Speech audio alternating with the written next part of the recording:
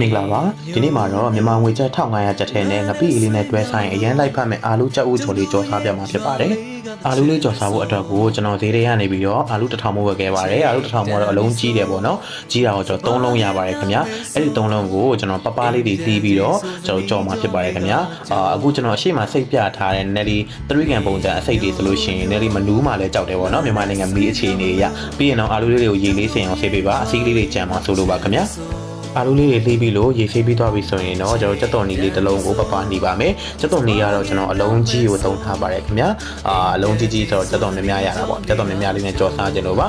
တော့နေလေးလှီးပြီးသွားပြီဆိုလို့ရှိရင်တော့ကျွန်တော်တို့စီလေးနဲ့ငယ်ထည့်ပြီးတော့စီပူနေတဲ့အိုးလေးကိုကြက်သွန်နီလေးကိုထည့်ပြီးတော့ဘယ်လိုညာပြန်နှိပ်ပါမယ်နည်းနည်းလေးကြက်သွန်လေးလည်းကွာသွားအောင်နေချင်းရင်းနဲ့ပေါ့နော်ကြက်သွန်နီကခုနလေးအချက်လိုက်လေးဖြစ်နေတော့ပါချက်တော်လေးစီတန်းနေရင်းနဲ့မှာကျွန်တော်တို့အယောင်အတွက်ကိုကျွန်တော်တို့စနင်းမုတ်လေးအနေငယ်ထည့်ရပါမယ်စနင်းမုတ်ကအရင်မများပါနဲ့စနင်းမုတ်အနေငယ်ထွက်လာမှာဆိုလို့ပါနည်းနည်းလေးအယောင်ပိုင်အောင်လောက်ပဲထည့်မယ်ဆိုလို့ရှိရင်အဆင်ပြေပါတယ်ခင်ဗျာโอเคစနင်းမုတ်လေးထည့်ပြီးသွားရင်ကျွန်တော်ထပ်ပြီးတော့စီတက်ပါမယ်ကြက်တုံလေးကိုနည်းနည်းနွမ်းတဲ့အထီကိုစီတက်ပေးပါနော်ကြက်တုံကဒီတိုင်းစနင်းမုတ်ထည့်ပြီးတော့တခါလေးအာလူထည့်မယ်ဆိုလို့ရှိရင်ကြက်တုံစိမ့်နဲ့နေပါရင်နားမှာဆိုလို့ပါကျွန်တော်တို့နည်းနည်းလေးနွမ်းပြီးတော့မွေးလာတဲ့အထီကိုကျွန်တော်နည်းနည်းလေးစီတက်ပါတယ်ခင်ဗျာ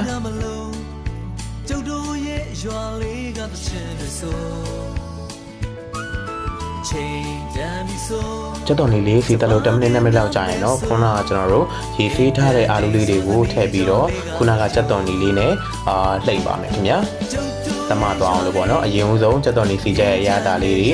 အယောင်ဆင်းလေးတွေအာလူမှာတစ်ခါတည်းကပ်ပြီးတော့အယောင်ဆင်းလေးစသွားအောင်လို့ချိန်ပါမယ်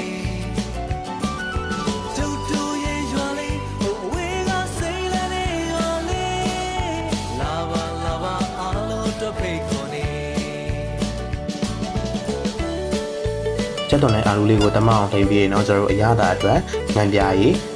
အကြည့်တစ်စုံထည့်ပါတယ်အချုံမုတ်အနေငယ်ထည့်ပါတယ်စားလေးအနေငယ်ထပ်ပြီးတော့ထည့်ပါတယ်ခင်ဗျာ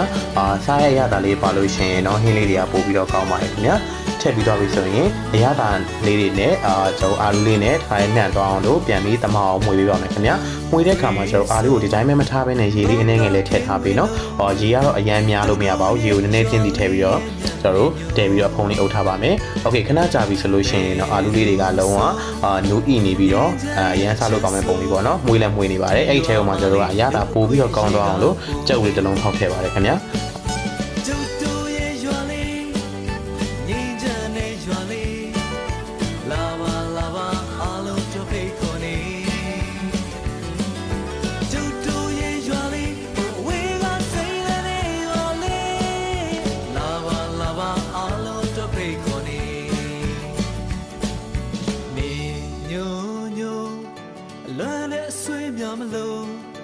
ကျုပ်တို့ရဲ့ရွာလေးကသချင်းတွေဆို